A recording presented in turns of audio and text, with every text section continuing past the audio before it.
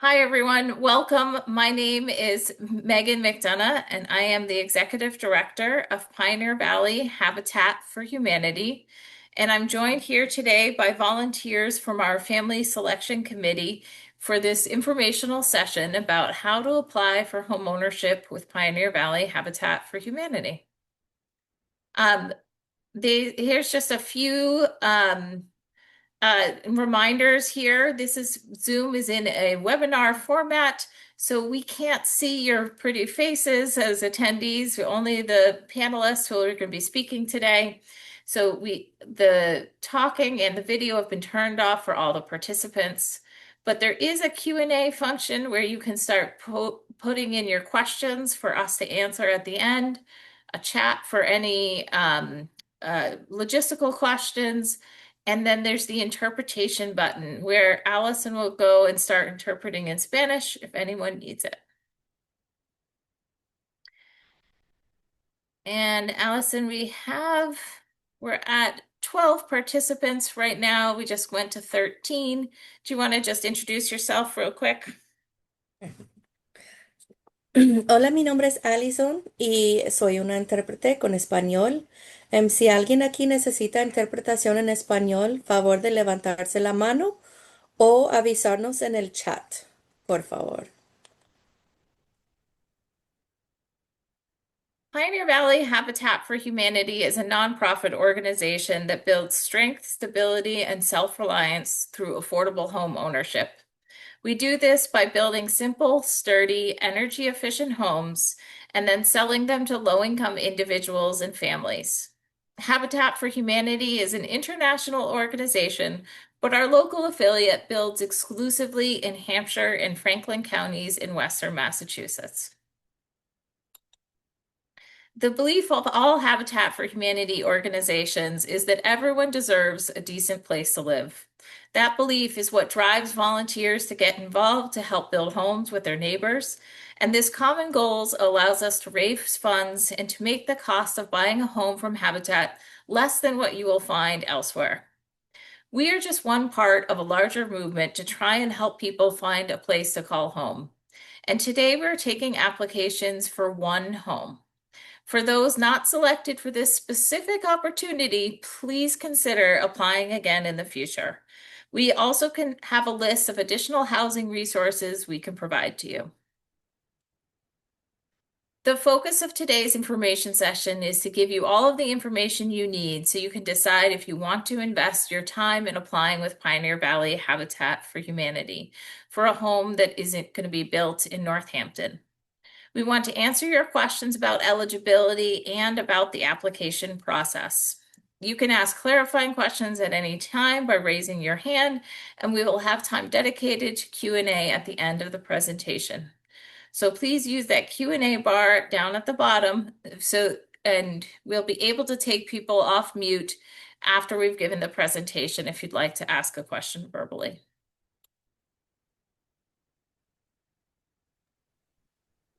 And we are going to rotate through our presenters here so that you don't get tired of hearing one voice.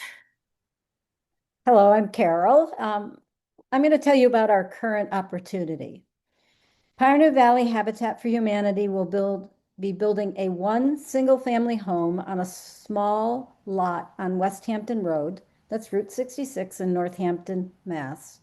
Habitat takes all the risk and responsibility throughout the construction process. We don't build custom homes, but we make reasonable accommodations for folks with disabilities. Located in the suburban outskirts of the village of Florence in the city of Northampton, the home is located on a moderately busy road with easy access to other parts of the city by car. Habitat plans to build a one-story, one-bedroom home on this site that will be adaptable for someone with mobility impairments. Habitat homes are modest and simple with square footages. The home will be energy efficient and built to Energy Star standards. The home will be all electric and heated with an air source heat pump. Outdoor storage and an attached shed will be provided. The home will be built on a slab, so there will be no basement storage. There will also be no attic storage since the attic will be reserved for the ventilation and, excuse me, for the insulation. Basic appliances will be provided with the house. There will be no garage. We have basic floor plans available for viewing, but they are not a promise of a specific house. We reserve the right to change any construction details, but it will give you a general idea of what we are planning to build. So if this sounds like somewhere you might want to live, the next question is, will you meet the eligibility criteria for this project? Thank you, Carol. My name is Katya, and I'm going to go over eligibility. So we are committed to reviewing all applications with the same criteria to make sure that all applicants are treated fairly and have the same access to this opportunity. This means we have strict rules for eligibility because we want to avoid any personal biases affecting the outcome. When we say this is an equal housing opportunity, we mean it. But equal housing does not mean everyone is eligible. It means that everyone will be reviewed with the same eligibility criteria and will not face discrimination based on protected characteristics like race, color, national origin, religion, sex, familial status, or disability. If you are filling out your application and thinking, my situation does not fit in these boxes, then we encourage you to provide additional information. The eligibility guidelines are firm, but we want to make sure we're understanding your situation as best as we can. Before you apply, we can answer general questions about program rules, but to get specific answers on your circumstances, you may need to apply and submit documentation for us to review. Pioneer Valley Habitat for Humanity's eligibility criteria are organized in 3 areas. It's housing need, ability to pay, and willingness to partner.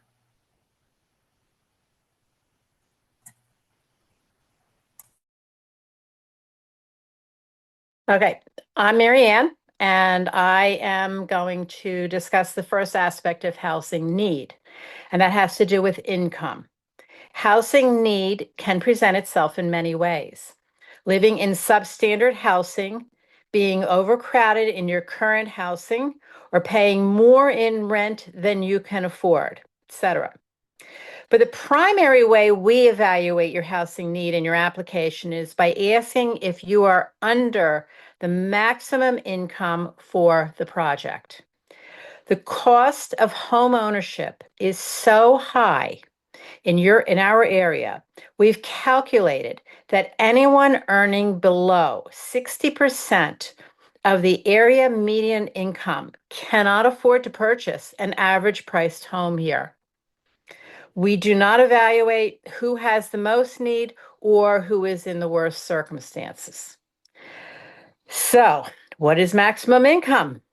The maximum income varies by family size and is adjusted every year before we market a new project. We get statistics from HUD to determine the maximum income numbers. So, effective May 2025, the adjusted annual income by HUD is for a household size of 1, the minimum income required would be $30,000. The maximum income allowed would be 60% area median income or $50,250. And for a household of 2, again, the minimum would be $30,000. The maximum would be $57,413. So your income would have to fit within that range. We calculate gross net household income from all sources when we review your application. Gross income means the amount you get paid before taxes are taken out. Your take-home pay is less, but we're looking at the top line of your paycheck. So the income from all adults, anyone over 18 in your household, needs to be under the amount shown in the chart. For example, for a family of 2, The total income for the household needs to be $57,413 or less. Now, in some households, income will come in the form of wages and paychecks, but in other households, there may be child support, veterans benefits, disability income, or other sources. Please disclose all sources in your application. You don't want to be disqualified later because you thought of something you thought something wouldn't count. A Section 8 rental voucher does not count as income because it can only be used to pay rent. But some housing authorities have family self-sufficiency programs that can help you qualify for a special voucher that can be used for mortgage payments. If you have access to a homeownership voucher, we will count that voucher as income. We follow written standards from state agencies and funders on how to calculate income, and there are some exceptions for things like one-time payouts from insurance or food benefits that do not get counted in the gross national household income. When in doubt, disclose and ask questions.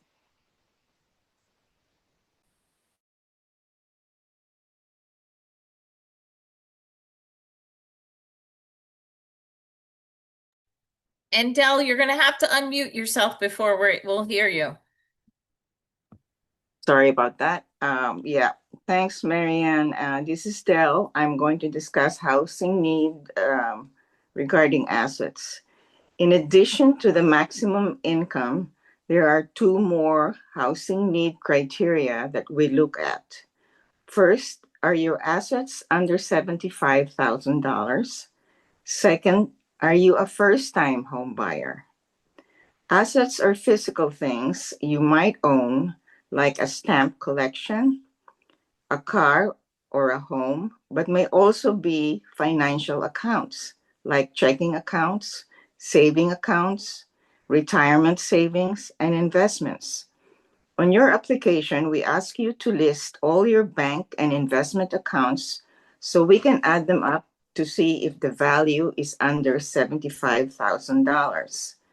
We exclude from the 75,000 asset limit personal properties like clothing and furniture, etc., that you use in your daily living.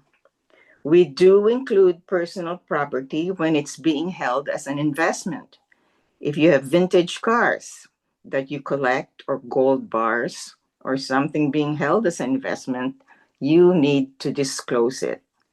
Typically, these things are worth more than $1,000 that you could turn into cash if you sold them. Foreign assets also need to be disclosed. We also need you to disclose any cash or assets that can be turned into cash. If most of your savings is in a shoebox under your bed, count up that cash and disclose it as an asset. If you have a retirement savings account that could be liquidated, even if you don't want to, then you have to disclose it. We will count the value of the retirement account after penalties. When in doubt, disclose and ask. We are happy to answer questions. I'm just going to check one more time if we need a Spanish interpreter. ¿Hay alguien aquí que necesita interpretación en español? En dado caso, favor de levantar la mano o avisarnos en el chat.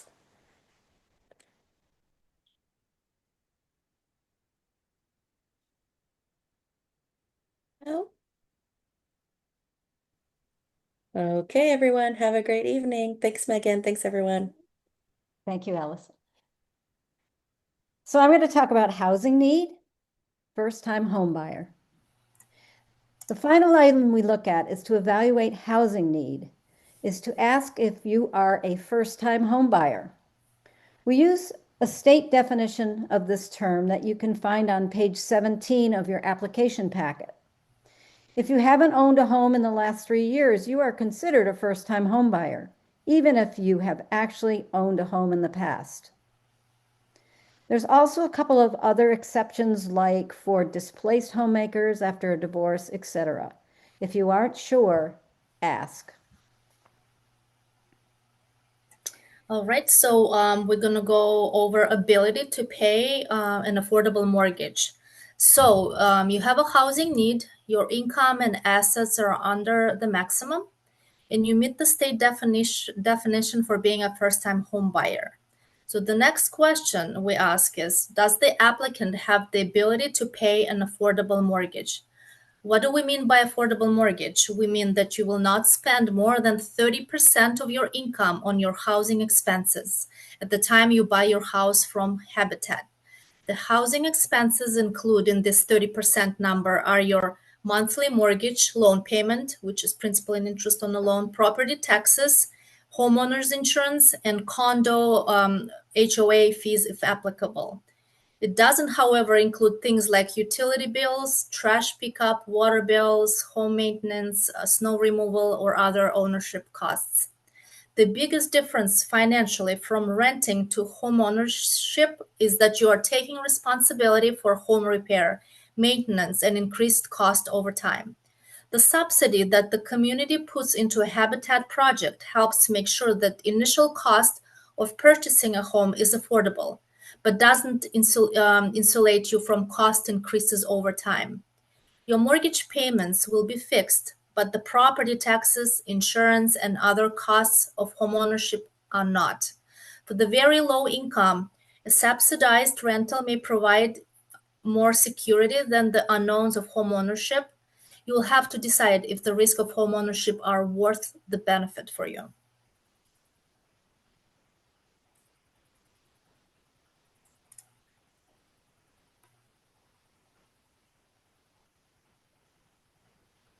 And I think this is you, Marianne, again.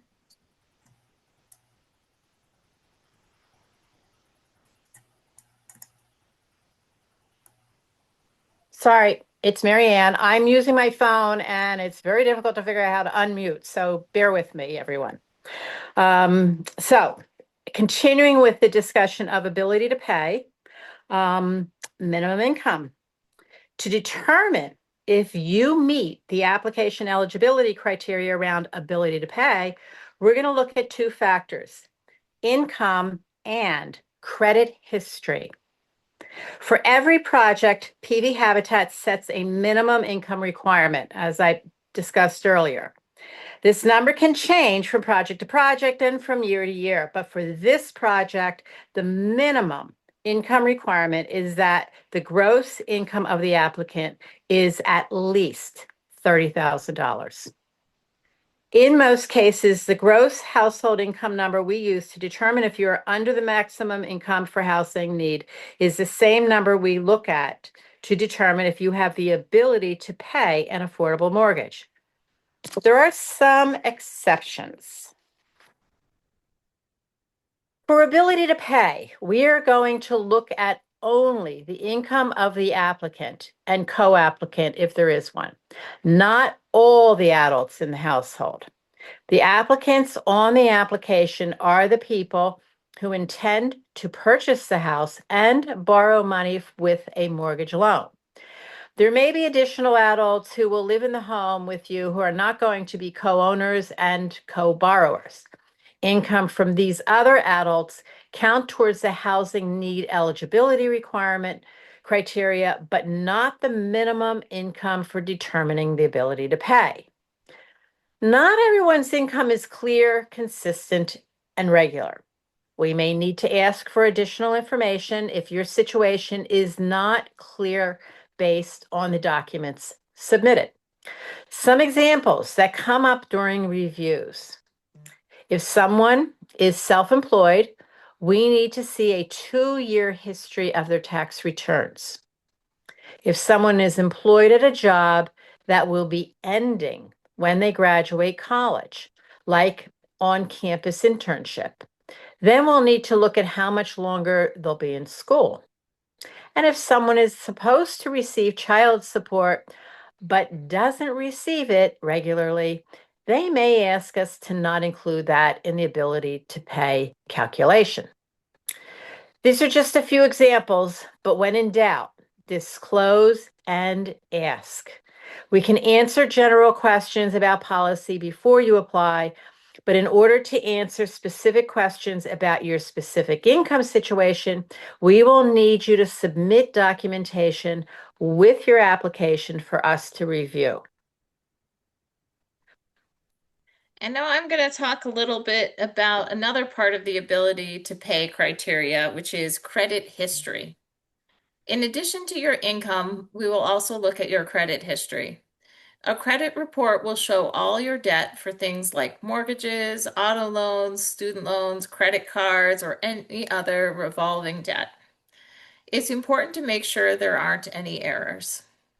We encourage all applicants to get a free credit report from annualcreditreport.com so you can review the information on the report before you apply. But Habitat will pull its own report for review during the application process. You do not need to submit a copy of your credit report with your application. The first thing we look at when reviewing your credit history is what are the minimum monthly payments you need to make each month on your debt. We are looking to see that your housing costs plus your monthly debt payments will not exceed 40% of your income, and when you buy your home from Habitat. If your income to debt ratio is over 40%, you do not meet the ability to pay eligibility criteria. The next thing we look at is whether or not you have a history of making your payments on time. If you have multiple accounts and collections with large balances and late payments, you may not meet our ability to pay criteria. Those other debts could impact your ability to pay your mortgage on time. We do not require a specific credit score to be eligible, but if your score is very low, it may be an indicator that you have some work to do to be homeownership ready. If you have no credit score because of a lack of credit history, we will require you to submit alternative credit documentation. This is typically 12 months of records from at least 2 sources showing that you've been making on-time payments for rent or utilities. No credit is better than bad credit, but you need to demonstrate your ability to pay with this alternative documentation. Over to you, Del. And you'll have to get that mute button. That's you Yes, got it. it is. I got it. I didn't think you were finished. Willingness to partner. So you were excited about the Oh, project. you're right, Del. I didn't finish the other section, did I I? didn't think so. Oh, well, all right. This is why we have a team. We're going to keep each other Okay, honest here. Okay. go for it. All right. We recommend that people who are unsure about their credit contact a HUD certified housing counselor to go over credit and budgeting. Nonprofits like Valley CDC in Northampton or the Franklin County Regional Housing and Redevelopment Authority in Turners Falls have certified counselors on staff. You do not need to pay someone to repair your credit. Housing counseling from a HUD certified counselor should be free. That was an important one. Thank you. My turn. So you were excited about the project Habitat is building, and you've reviewed your credit and your income, and you might be a good fit now that there's one more eligibility criteria to consider, and that is willingness to partner. The first way we evaluate your willingness to partner is the effort you put into your application. Do you submit the application by the deadline? Is it complete? If we ask for additional documents or clarification, do you supply it by the deadline? Communication is key. Don't give up. Communicate. In the application, you will also verify your willingness to complete sweat equity during construction. You don't have to start any sweat equity during the application process. That will start after the lottery and selection. The rest of the willingness to partner eligibility criteria comes during construction of the home when you complete the partnership requirements and then agree to the final restricted purchase terms. So let's get into describing the process of applying.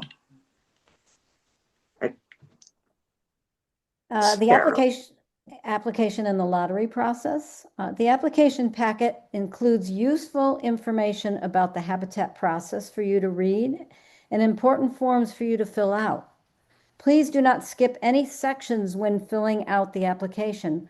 Write none or not applicable if something doesn't apply to you. The last 2 pages of the application packet is a checklist of supporting documents that may be needed for us to evaluate your application. Things like pay stubs, bank statements, and tax returns. Do not submit any original documents, only copies. The application deadline for this opportunity is Tuesday, October 21st, 2025. You need to submit a signed application by this deadline to be considered. The application can be submitted online, dropped off in person at our office, or postmarked by the deadline. But please do not email any documents with confidential information like bank account numbers or social security numbers. See page 4 of your application for detailed instructions on how to submit your application, and please ask questions as needed. After your application is received, Habitat's Family Selection Committee members review it for completeness. If there's enough information, we will take a look at your income and run a credit report. If more information is needed before or after the initial review, we will reach out to you with a request by post and email. This request for additional information will have a deadline. It's very important to provide the information by the deadline, or you can be disqualified. If you need more time, reach out and ask for an extension. You will be notified in writing by email and post within 30 days of the status of your application. If income and credit eligibility meet the eligibility criteria, a virtual or in-person interview will be scheduled. The home visit interview is an informal opportunity for a one-on-one conversation with volunteers on the Family Selection Committee to ask questions about the Habitat program and confirm your application is unchanged. All households that have met the eligibility criteria will be recommended to PV Habitat for Humanity's Board of Directors for inclusion in the lottery. For this project, the lottery preferences are households with a mobility impairment who need a one-story home with accessible or adaptable features as a reasonable accommodation. Households that need the number of bedrooms offered. If no eligible applications meet these lottery priorities, another eligible applicant will be chosen.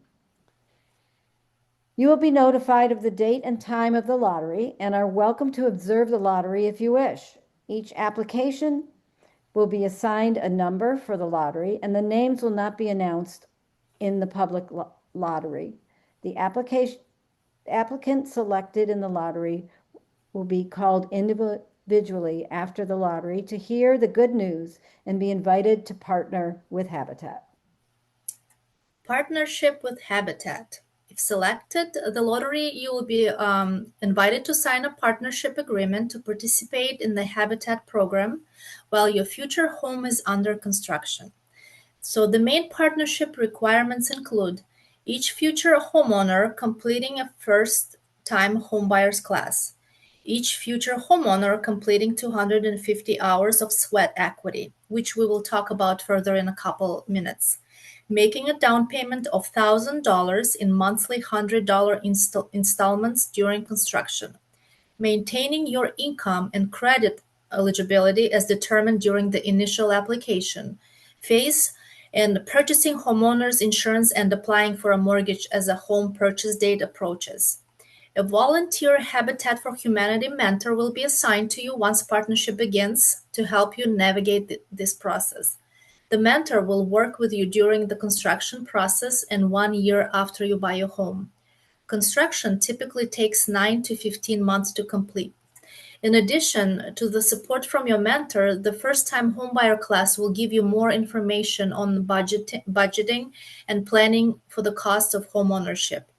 On the partnership requirements, once the partnership requirements are completed and the house is nearly completed, you will receive a letter with final home price, not to exceed the advertised price of $175,000, and an estimate of your monthly housing costs, which will not exceed 30% of your gross income at the time of purchase. Back to you, Marianne.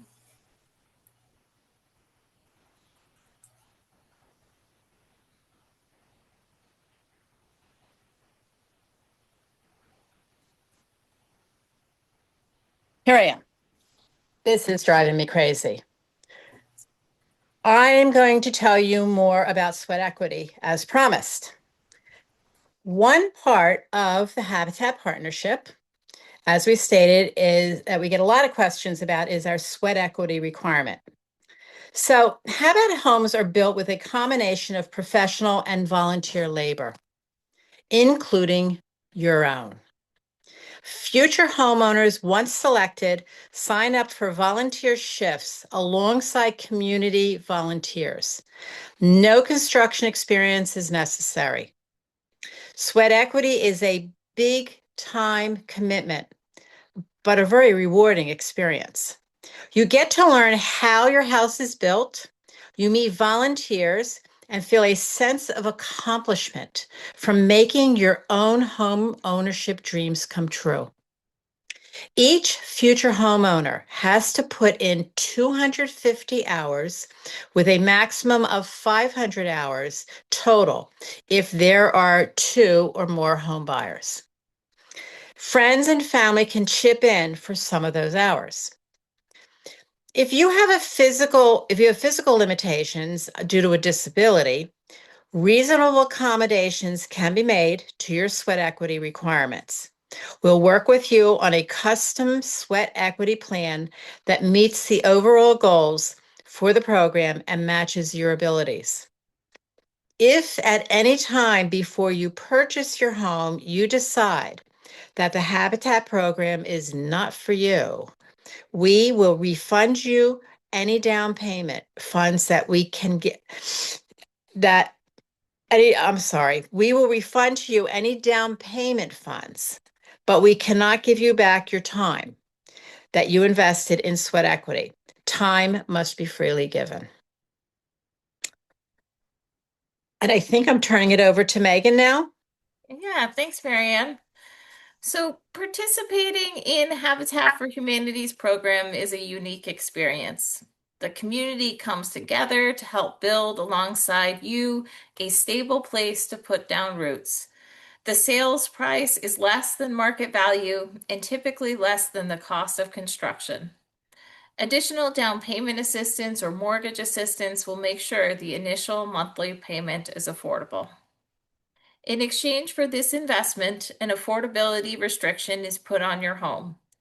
This limits the resale value to a price that will be affordable to the next family. You will gain equity each month you make mortgage payments, but you will not see the market appreciation that a non-restricted home might see. When you're ready to sell your home, you get to pay it forward to the next family that needs an affordable place to call home, and you can sell at any time.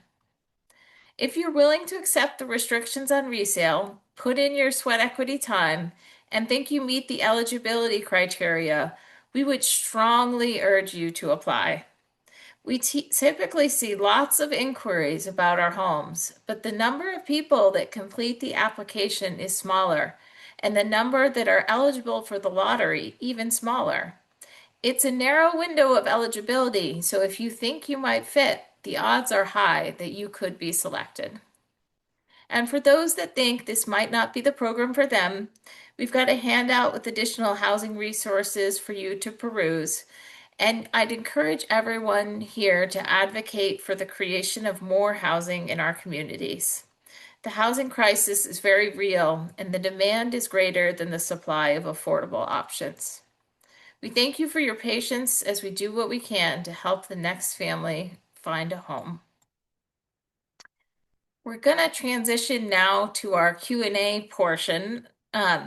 Make sure that you write down the phone number and email address if you have any further questions after tonight.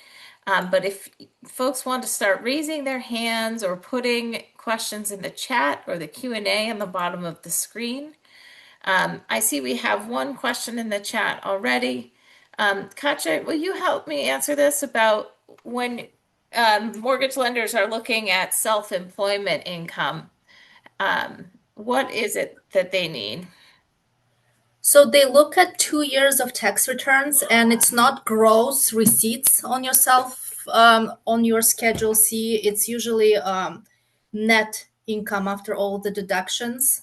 So if it's less than $30,000, so you don't meet the criteria of minimum income, but I would not discourage you from applying and just submitting your documentation so we can review and determine, because sometimes it's hard to tell just by looking at on tax returns, because sometimes you can add to the net income other, like, not to go in too much into detail, like depreciation could count as part of your income, or use of home as business also gets business use of home can also be added to income.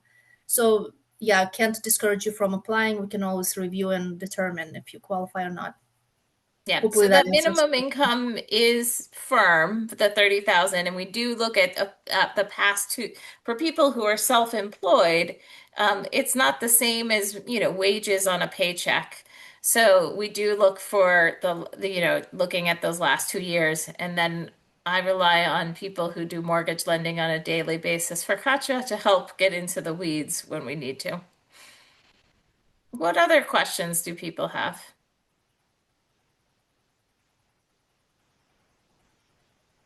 I mean, I think everyone here gave a great recap of many of the issues, but let me see. Yes, there's one person who asked if they could ask a question, so I will unmute you so that you can do that. Hold on. But you know what, before that I do that, I am going to end the recording so just to preserve people's privacy as I ask questions. And thank you for being patient as we went through the whole presentation.